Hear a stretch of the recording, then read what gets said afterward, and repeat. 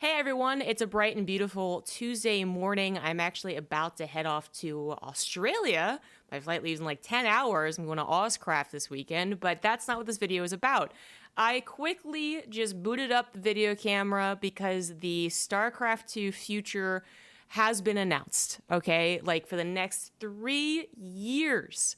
We actually know what to expect for StarCraft 2. I'm talking about the announcement from ESL in partnership with Blizzard and Dreamhack and so on and so forth. I don't know the actual official terms here, but ESL has announced an ESL Pro Tour for StarCraft 2. They even have a little bit of Warcraft 3 Reforged in there, which is quite awesome. And of course, they have CSGO, but that's whatever. Okay, we don't care about that. The point is, StarCraft 2 is probably in its like the best hands it could be. WCS was great. But there's some problems there, which maybe I'll get into in a different video. But I just wanted to quickly go over the actual announcement with you guys, especially before you guys wake up. If this is the first video you see, then you're going to be so fucking hyped, man. Like, go and check out the Twitterverse because it's probably going to be talked about for quite some time. It's a really huge deal. But let's actually get into it, all right? So first of all, we have the official Blizzard site announcement, right? People are retweeting from Blizzard, which is fine, but it's kind of a more generalized overview what's happening here, some blurbs, blah, blah, blah. This is the 10th year anniversary of StarCraft 2, so there is something special happening for that that I'll get into later, but they just mentioned that, and they mention how good it's been, and, WCS is being retired. Look at this. Look at that. Right there. WCS mobile app will even be shut down. Not that anyone used it, not that it was really kept track of, but that's, yeah, anyways. So, this sounds like a big doom and gloom thing initially, and then bam, ESL and Dreamhack coming in to replace WCS. So that's the ESL Pro Tour StarCraft 2 and Dreamhack StarCraft 2 Masters. A little bit more like what we used to have, where not everything was labeled WCS. Last year and the year before that, like literally everything was labeled WCS. We had to be calling things WCS Spring instead of WCS Dallas or whatever it was. So this is going back to the past a little bit, but with all of the important additions that the present actually needs. And of course, with it being a part of ESL, it also means that Apollo is taking a big hand at things. That is not my cat, Apollo, but rather the former StarCraft 2 caster and guy who's been just absolutely being amazing at ESL for a lot of different things. A big reason as to why, Katowice is what it is. So anyways, going on, the new ecosystem will feature 6 international tournaments for Dreamhack, 2 ESL, as well as weekly tournaments that feed into ESL events. So there was a lot of emphasis on the community building aspect, which we'll get into more with the official ESL Pro StarCraft 2 announcement you see here on my bookmark, my tab. The global finals will shift to IM Katowice World Championship in 2021, so it will be a little bit weird. The end year tournament will not be at the end of the year of tournaments, but rather a couple of months after the end of the year. But that's okay because Katowice is basically, it's kind of been the contender to many people, actually. It's been the actual global finals, if you will, with BlizzCon occasionally having some lackluster production and lackluster games, to be honest, but that has to do more with luck. So we're actually working on finalizing our Korea plans. This does not include GSL, guys, but I think you don't have to be worried about that. Artosis has said that they're going to be releasing, information about that soon. Afrika Freaks just recently signed up a bunch of people. It seems that, very much so is okay over in Korea, but we'll see more about that in the future. What is Blizzard's role in the new system is probably the only takeaway from this article that you would actually want to read this one for as opposed to the ESL one. So let's go ahead and go over it. Will serve as an overall support network. We'll be providing the prizing for all 3 years. That's actually very interesting and very cool. I think one of the concerns from many of us was that Blizzard just legitimately doesn't care about any other esports except Overwatch at this point. But for them actually providing the $1.2 million each year and then, whatever else everyone else is providing is, that's amazing, right? And to celebrate the 10-year anniversary, we'll have a larger combined prize pool of more than 1.9 million. So that's the initial announcement for 10-year anniversary, but I have heard rumors that it's going to be something even cooler, but not necessarily from Blizzard. We'll find out. I don't actually know anything about that. So IM Katowice has already been announced. The prize pool is up to $400,000. There will be war chests. We've been told that, and I think that's okay to announce. and then just broadcast on socials. But here is the detailed announcement, guys. Here's the ESL Pro Tour announcement for StarCraft 2 that you can see, and it's my cat Apollo, so aptly comes up. Didn't name after the caster, guys, but it is a nice coincidence. So ESL Pro Tour, this is the overview page. I highly recommend that you guys go check it out yourself. I'm going to be kind of reading through this and trying to understand alongside you guys with this video. So they're kind of, hyping up the story from zero to hero, and that's cool. But in partnership with Dreamhack, now form one united world under the ESL Pro Tour. All competitions will be aligned. Open Cups, Masters qualifiers, and the Masters that lead to the Masters Championship, which is I am Clikbaited, which I'm probably not pronouncing correctly, but whatever. That's my attempt at it. So this is kind of the order of things, right? Open Cups, blah blah blah blah, going upwards. Interesting way to do it. They have a timer for all of the upcoming events that we have. So you can see here that the next one is in Poland. And the one after that's going to be Dallas for Dreamhack. And then Valencia. And then I think Montreal is also included. We'll get there in a second. Then you can get some details down here. But I'm going to go ahead and go over the tab how it works. This has been the most interesting one. I have a nice little video, which I actually have not watched and will not show the entirety of.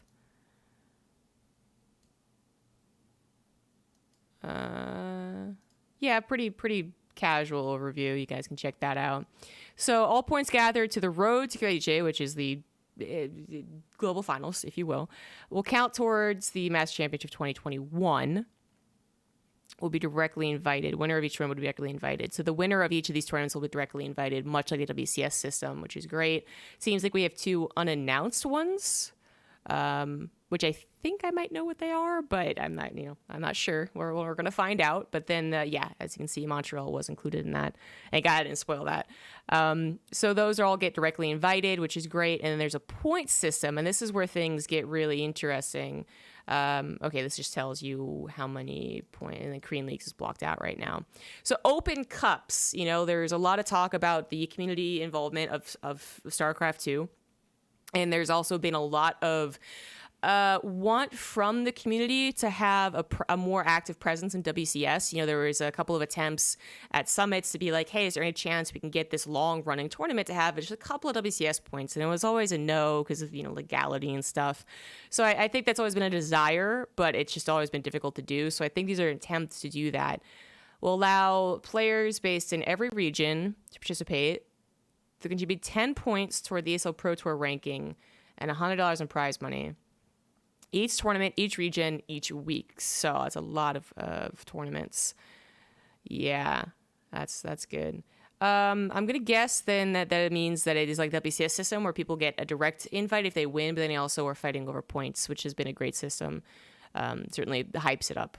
But let's continue on. Formerly known as Challengers. This is what we're placing Challengers. This is the Masters qualification, not the Open Cups. Do we have any more official Open Cups? I don't think so. I think it's just a scroll down button. Active qualifying stage. Series of regional tournaments offer prize money along with free travel and accommodation. Regional prize money distribution will be soon. So here's something important that we kind of knew about, but I can do a whole video on whether or not the division of seeds here, of slots here is actually good, but I won't. But the point is, you now notice that as opposed to being pretty much equal between NA and Europe does get a heavier load of spots to attend tournaments. So 7 for them, 4 for North America, and then a smaller division across the rest of the regions. At least the rest of the regions are represented. They're no longer, not that they always were, but they aren't just jammed into NA or whatever. But yeah, having one for Oceania Sea, that's going to be tough. It's already a tough region. It's still going to be tough.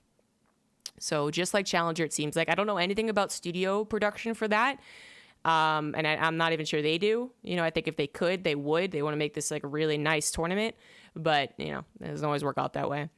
And then the Masters are, I guess, what they're calling the actual tournaments, the WCS blank, the Dreamhack Montreal, whatever.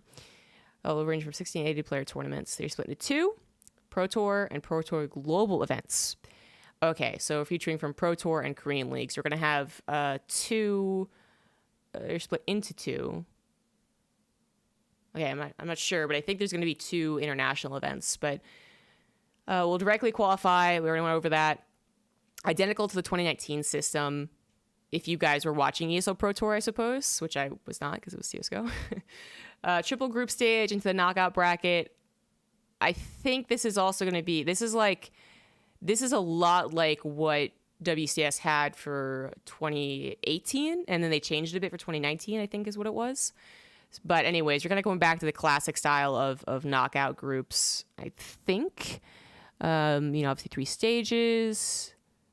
And then, actually, no, it actually might be like last year's. Looks like they enjoyed last year's format for the tournaments. And certainly that format was very highly regarded by players. I always critiqued it a little bit for being even easier to get lost. You feel like you just miss out on all the things and all the storylines because there are so many games. But I understand why that's can be a good thing. And then 8 plus 8, and then yeah, okay. Again, you guys can go over this if I'm being way too fast. And then Masters Championship is the Katowice, and then we have 11 from the Pro Tour. So the winners of the Dreamhacks, so Montreal and I think Katowice was included this year, and then the global ones, which are maybe unannounced, Katowice, and then that's 4 Masters winners. Anyways, so 4 plus 2, and then the top ranking ones, only 1 through 5 though. So not a lot there. And then Korea has their top ranks 1 through 6 instead of 1 through 5, and they're 3 champions. So I guess they kind of spoiled that there's going to be 3 seasons of GSL or whatever they're going to call it. But anyways, and then there's next 8 ranks. Oh, next 8 ranks going to a play-in stage. Oh, okay. So there's 36 players. Gotcha. So it will actually be 1 through 13 and then 1 through 14. It's kind of a weird ranking, but yeah. Okay, cool. And then the 10th anniversary I already went over is going to have an increased prize pool. The new global playoffs moves from BlizzCon to Katowice.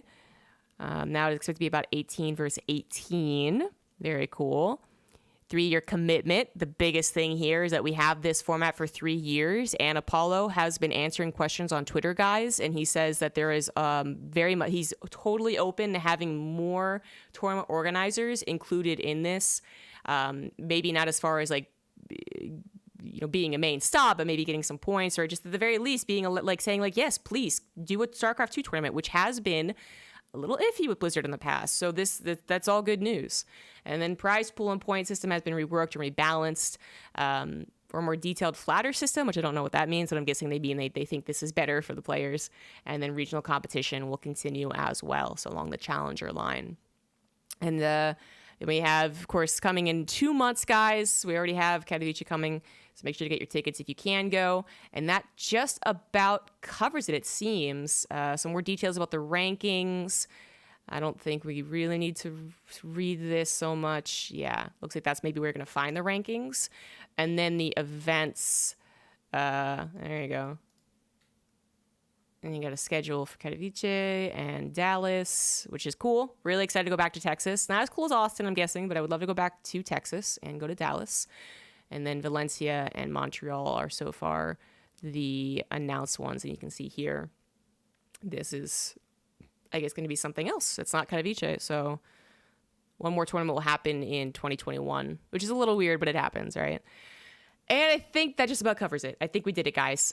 So you either can do this all on your own, or you can watch this video, whatever you did. I hope you guys at least were alerted to this amazing little fact now, huge fact, that StarCraft 2 is alive and well for the next 3 years under probably more capable hands. That is to say, they have more people to work on StarCraft 2. I think that could be kind of what boils down to a problem from Blizzard, is that there wasn't a lot of people working and maybe a little overworked and not really able to improve and expand. They kind of had to rehash.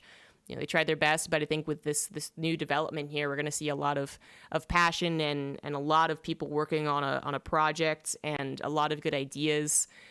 And I would love if Red Bull were to come back and do some tournaments. That would be so cool. Yeah, this is all just really good news. guys. The only potential downside is that there might not be in-studio challenger broadcasts anymore, but that affects literally like 4 people. The 4 people that were casting them, which does include me, but that's okay. So we'll see more about that. More details will be announced in the future. But yeah, guys, go on Twitter. Follow Apollo. He's been answering questions, like I said, and just see all the excitement, man. Everyone's so damn excited. It's amazing. I'll see you guys in the future for a hell of a lot more StarCraft 2. Bye-bye.